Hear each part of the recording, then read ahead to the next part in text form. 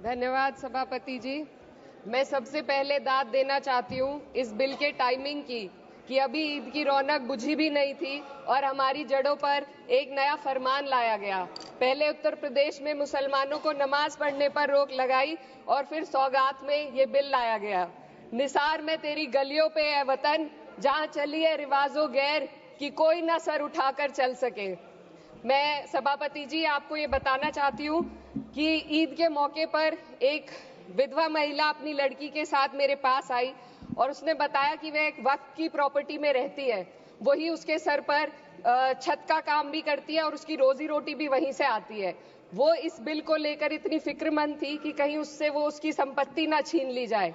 वो अकेली एक ऐसी महिला नहीं है, ऐसे लाखों लोग हैं जो वक्फ की गरीब महिलाएं जो वक्फ की संपत्ति से अपना रोजगार चला रहे हैं।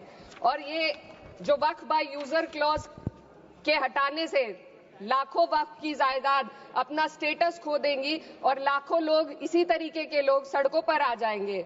वक्फ क्या है? वक्फ बाय यूजर क्या है? इसका ये मतलब है कि कोई जायदाद अगर सालों से दीन और भलाई के कामों के लिए इस्तेमाल हो रही हो तो वो खुद ब खुद वक्फ मानी जाएगी। हिंदुस्तान की अदालतों ने भी इस बात को तस्लीम किया है। वक्फ बाय यूजर सिर्फ वक्फ बोर्ड को ही मिली कोई खास सौगात नहीं है, ये बल्कि सभी अन्य धार्मिक ट्रस्टों को परंपरा और यूज के आधार पर बिना किसी डॉक्यूमेंटेशन के धार्मिक चरित्र को डिक्लेयर करने का राइट मिला हुआ है। भारत के संविधान के आर्टिकल 13 क्लॉज 3 में कस्टम और यूसेज को कानूनी वैधानिकता प्रदान करता है। इसी आर्टिकल से वक्फ बाय यूजर भी निकला गया है। इस बिल के कानून बनने पर वक्फ बोर्ड तो इस प्रोविजन से हाथ धो बैठेगा, लेकिन अन्य धार्मिक ट्रस्टों को यह सुविधा जारी रहेगी।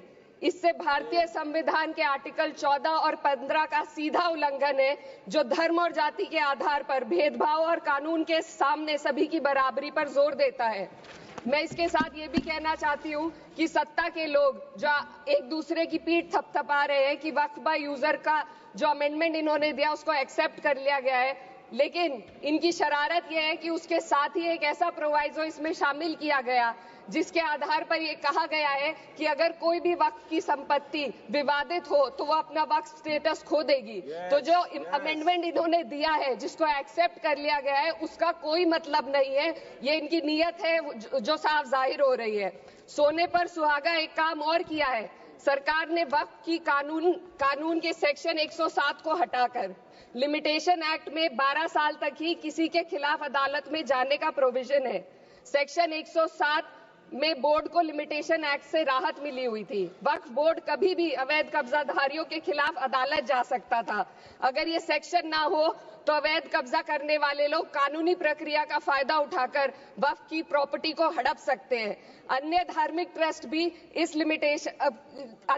ट्रस्टों पर भी ये लिमिटेशन एक्ट लागू नहीं होती, तो फिर वक्फ बोर्ड के साथ ये सौतेला रवैया क्यों किया जा रहा है? धर्म को देखकर दोहरी नीति क्यों अपनाई जा रही है? सेक्शन 107 और वक्फ बाय यूजर को अगर एक साथ पढ़ा जाए तो इससे लाखों वक्फ की प्रॉपर्टी पर कब्जा किया जाएगा। इसलिए ये बिल मुसलमान की भलाई का नहीं बल्कि उनके वजूद और विरासत को मिटाने का बिल है।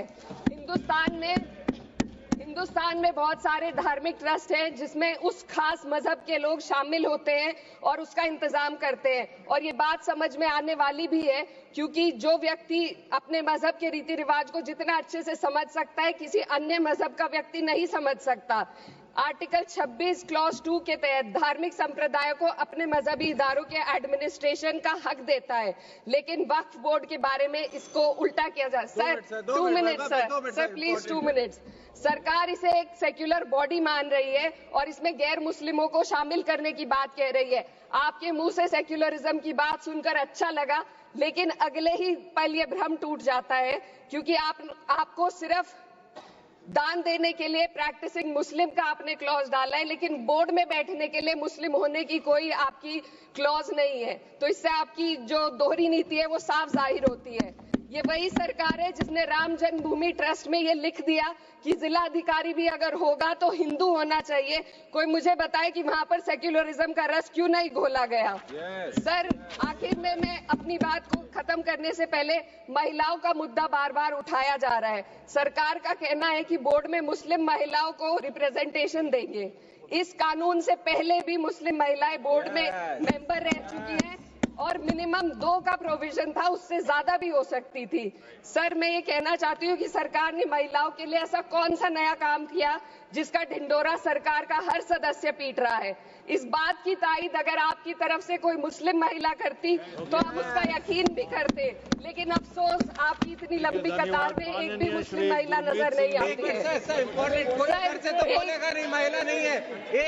मैं खुद एक मुस्लिम महिला हूँ, मैं सिर्फ एक मैं माइनॉरिटी महिला हूँ। इस सदन में हम सिर्फ 2 महिलाएं हैं और उस नाते से मैं ये बात कहना चाहती हूँ कि इस बिल के माध्यम से मुस्लिम महिलाओं को कुछ नहीं मिल रहा है, ये हमें कुछ नहीं देना चाहते, सिर्फ टोकनिज्म हमारे नाम पर बनाकर एक नैरेटिव मीडिया में चलाना चाहते हैं। तो ये बिल मुसलमान की भलाई का नहीं, उनकी पहचान को मिटाने का है। सर, अंत में मैं बस यही कहना चाहती हूँ कि कागजों की कैद में बस नाम रह जाएंगे, वो जो हमारे थे सिर्फ दावे में रह जाएंगे। इस बिल के द्वारा मीठी ईद के जायके को कड़वा करना, यही असली सौगाते मोदी था। बहुत बहुत